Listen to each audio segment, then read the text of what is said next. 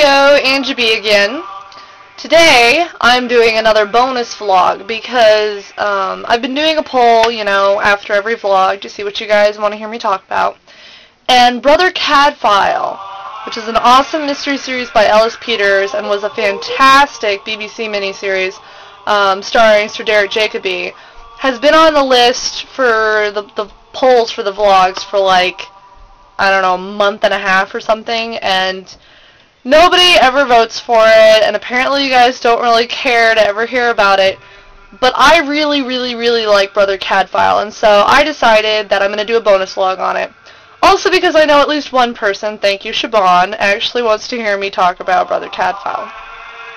Now, I'm sure a lot of you guys don't even know what Brother Cadfael is, what it's about, because, it is kind of one of those esoteric, little-known series. The TV show got, a pretty good audience when it was on TV, but that was in, the early to mid-90s.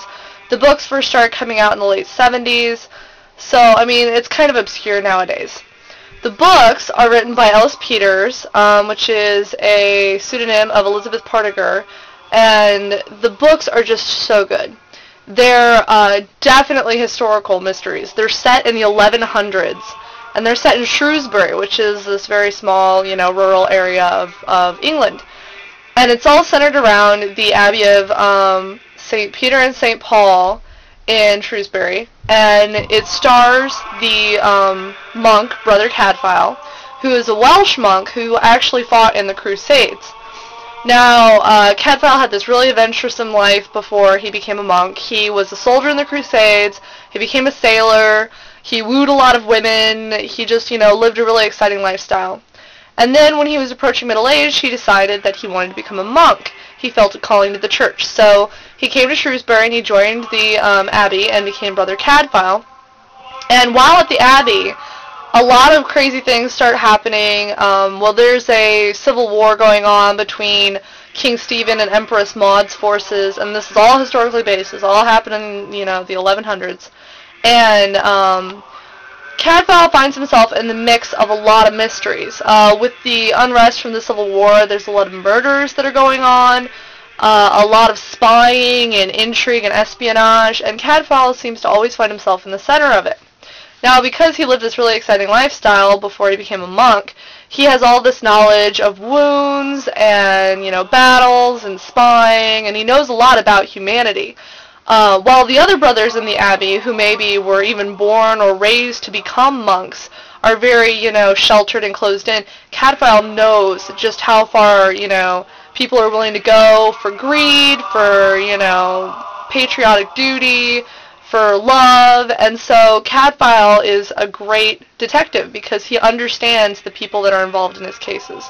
And he uses all of his skills and his knowledge of, herbs and the flora and fauna around him, and his history as a crusader. And he uses these skills and, all this information he's gleaned while he was in the world to solve these mysteries. And it's great. It's like CSI Shrewsbury, I swear to God. Gil Grissom would totally be, if Gil Grissom were alive back in the 1100s, he would totally be like Cadfael. Another thing I love about the books is that, yes, there are really good mysteries that are really twisty, and there's always, red herrings thrown out, and then it always turns out to be who you least expect, and it's really great, and the historical detail is fantastic, and I just love the voice of Brother Cadfael. But not just all that, you also get these great love stories in the center of them, too, because Cadfael's always playing matchmaker. There's always some, star-crossed young couple that are in danger of being torn apart by everything that's going on. And so while Cadfael's solving the mystery, he's also playing matchmaker and making sure that the couple get together. And I just love that, because it's you get a little romance, even though your lead character is a monk in his, 60s. And it's great stories. I also love Hugh Beringer, who is the sheriff's deputy and Cadfael's best friend. Hugh Beringer is awesome. In the TV series, he was first played by Sean Pertwee, and Sean Pertwee did an amazing job as Hugh Beringer. I loved him as Hugh Beringer. The series, the TV series. Now, I watched the TV series before I ever read the books. Someone actually donated the first 2 and then the 4th series of Cadfael on VHS to the library a couple years ago for our book sale. And I was like, what is this? It's British, and it's got Sir Derek Jacobi in it. I think I need this. So I bought them, and I took them home, and I didn't really know anything about them before I started watching. And then I watched it, and I was like, oh my god, this is awesome. The acting was fantastic. Really pretty scenery. Beautiful music. Sir Derek Jacobi is just such a badass. I loved it. The mysteries were great. And so I was like, I need to start reading the books. I've only read a handful of the books, and I've read them out of order. But they are pretty close to the series. I mean, the TV show, of course, some of the episodes takes liberties, or they rearrange things, or they rename characters, or they put them together, or what have you.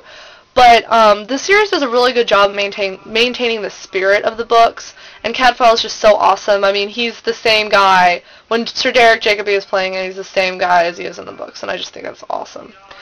If you like anything at all that's historical, if you like, mysteries that you can't always predict, but you have fun, figuring out along with the characters, if you're just a big fan of Sir Derek Jacobi, you need to check out the TV series, and you need to check out the books, because they're fantastic. I love them. I couldn't sing their praises high enough, really. And the great thing about watching the TV series is that, it's a tiny incestual British acting pool. Of course, you've got all these, well-known people that you catch in the TV show in little bit parts. Let's see, you get, oh god, I'm trying to think of names now. All I can think of is, like, other characters they played and stuff, but you'll recognize someone, at least one person, in every single episode. I guarantee it. Oh my gosh, how are all the names flying out of my head? Who played Chuck on Pushing Daisies? Oh my god, I feel so bad. I should know this. Her name starts with an A. Holy crap, I feel bad. But she's in an episode, and she actually gets to, talk with her actual accent, which I think is awesome. But the TV series is just so good. It's great. I mean, the episodes are like an hour and 15 minutes long, and they're amazing. They're really well acted. I love Brother Cadfael. He's like the coolest monk you could ever imagine. He's a monk that, can save your life with herbs and medicines and stuff. He can solve murders just by oh look, this guy has clover in his hand. He must have been killed here.